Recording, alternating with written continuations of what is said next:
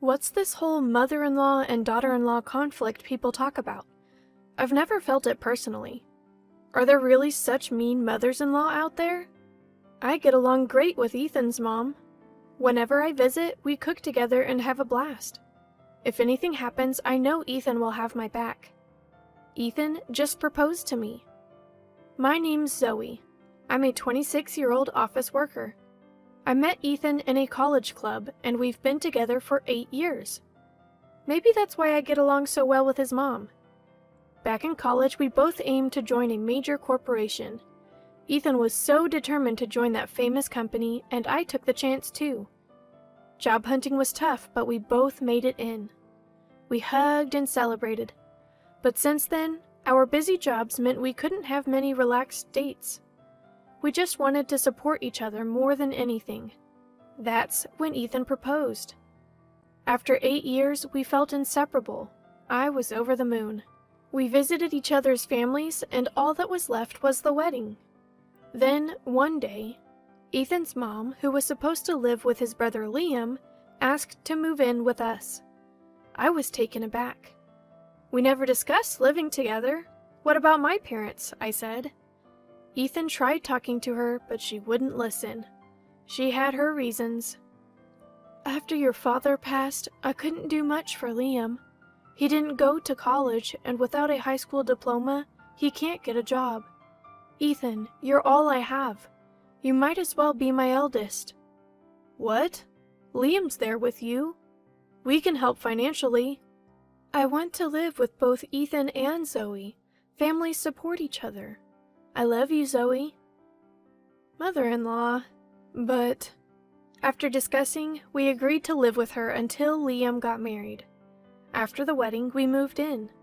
But what awaited was the classic mother-in-law and daughter-in-law conflict. I was sure we'd be fine. The next morning, I woke up at 5 a.m. to find her already making breakfast. I rushed to the kitchen. Good morning. I'm sorry I'm late. Let me help. You sleep in so late. I've already made breakfast and Ethan's sandwich. Women should wake up early and handle the house. What kind of upbringing did you have? Her words stung. I was shocked. What should I do? I was surprised from the first day. I was in a state of panic, not knowing what to do. What should I do in times like this? My mind went blank, and I said, Mother-in-law, I'm sorry, what should I do? You need instructions for everything? And you work at such a big company? Maybe you got in by luck and were about to be fired. That's why you rushed to marry Ethan. That's not true. We wanted kids, and I wanted to make things easier for you. Easier? I woke up early because there's one more person, and you're still sleeping. It's more work. I'm sorry. I don't like you. Don't defy me. Got it? What? Defy me, and you'll get a divorce. That's it. I faced the classic conflict I never expected. Every day was filled with her taunts and sarcasm. The dream life I had envisioned vanished before my eyes. I was exhausted, constantly trying to keep Ethan's mom in good spirits. We'd only been married for 3 months. I wanted to talk to Ethan about it, but he was always too tired from work and fell asleep immediately. I thought I'd have a chance when he got home. One day, as Ethan was changing in the bedroom, I brought up the mother-in-law issue. But Ethan dismissed it. Come on, Zoe, you're probably just misunderstanding. There's no way my mom would act like that with you. Anyways, I'm starving. Let's eat. I shouldn't have been surprised. In front of Ethan, mother-in-law was always the perfect mother. But behind closed doors, she was a nightmare. She'd constantly threaten, defy me and you'll get a divorce. Where did our feelings fit into all this? I grew distant from Ethan, feeling more and more isolated. One day, at my wit's end, I finally snapped back at her.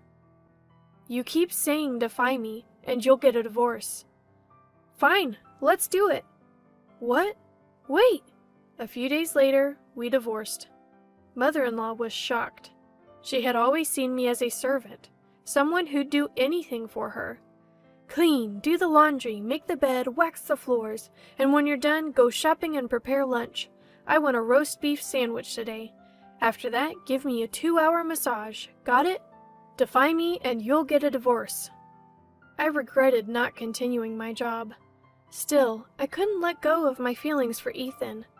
I believed that I could build a happy family with Ethan.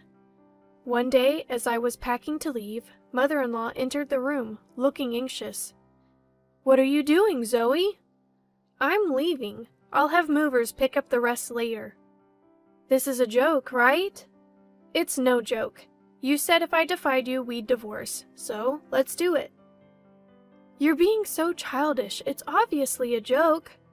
"A joke? Stop messing around. I've had enough. Let's divorce. It's ridiculous that your mother even has a say in this."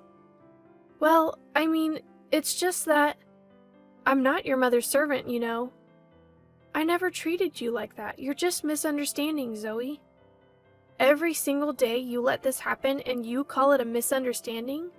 Is this the kind of family your mother wanted?" "Wait, it's just, I've struggled raising our 2 sons. When Ethan got married, I thought I'd let out all the pent-up feelings. I felt this way for a long time. You wouldn't understand since you don't have kids." "What are you talking about? Struggled? Your father left you a house and a good amount of money. Ethan was 16 then and didn't need much care." "That's why I said you wouldn't understand. Have kids and then talk." "Really? But taking out your frustrations on your daughter-in-law is wrong. Was I chosen just to be your stress reliever? Is that why you were nice to me?" "Of course, it's always been this way. A daughter-in-law shouldn't defy her mother-in-law. That's tradition." I quickly packed and left the house. She still insisted that what she did was right and told me to understand her struggles. If this is what family means, if being treated this way is what family is about, then I don't need such a family. I'm content with my own life. I calmed down at a nearby park and then went to my parents' house. The moment I saw my mom, I burst into tears. She felt so warm.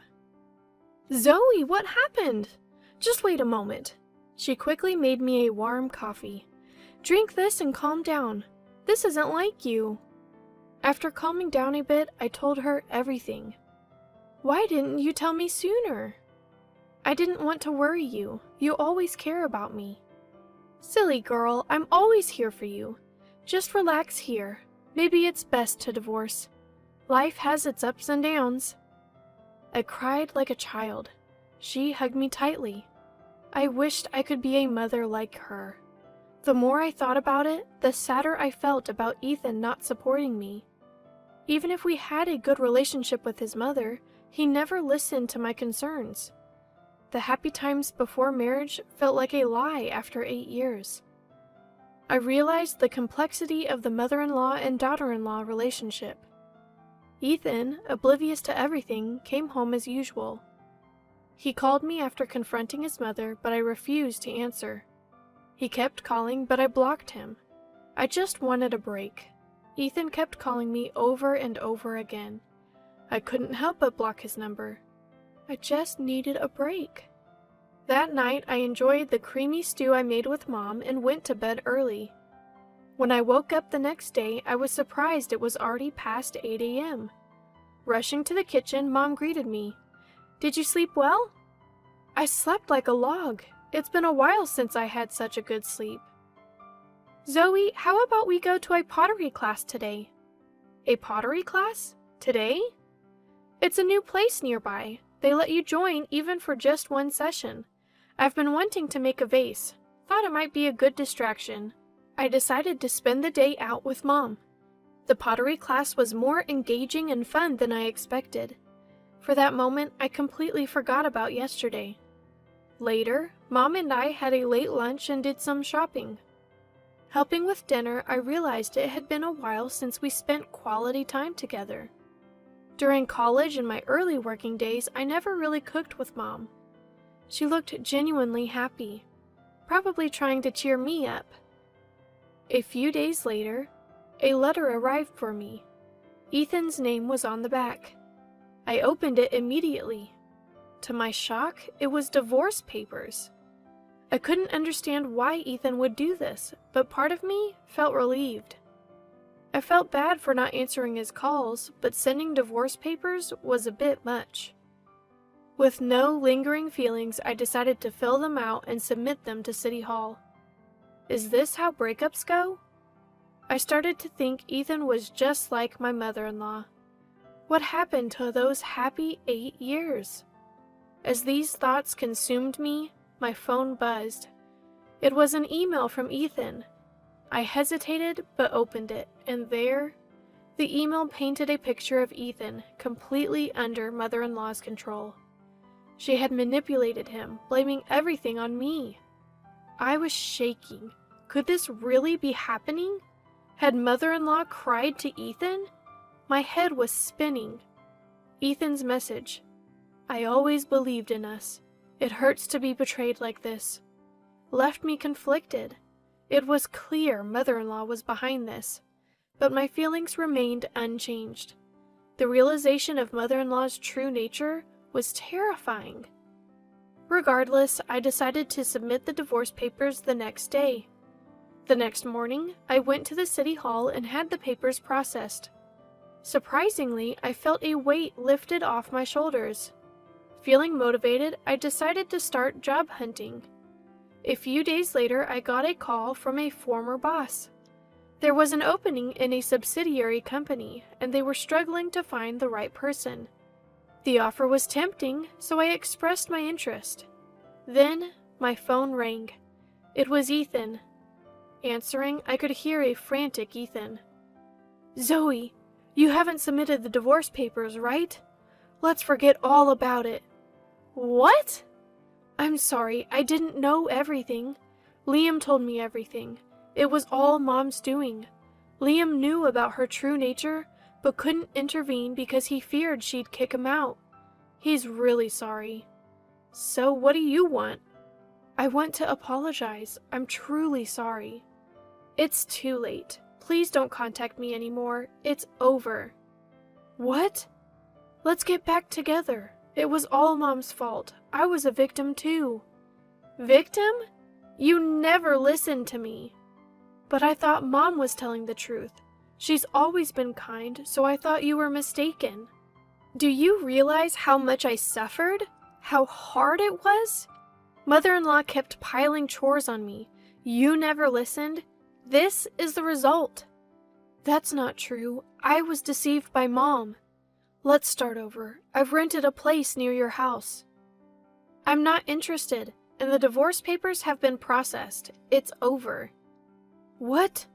I shouldn't have sent those papers. It was all Mom's idea. You always blame Mom. Liam seems to understand better. He's not just playing games at home, he's working. What? I thought he was just playing games. That's another lie from mother-in-law. You two are perfect for each other. Goodbye. Wait, let's try again. Zoe! Zoe! I hung up feeling a sense of closure, as I realized that it was already over, and so I started a new chapter in my life. Zoe, it's your first day at work. Here's a sandwich. Thanks, Mom. I'm running late. I'll make my own tomorrow. Take care. Will do. Bye. I felt refreshed.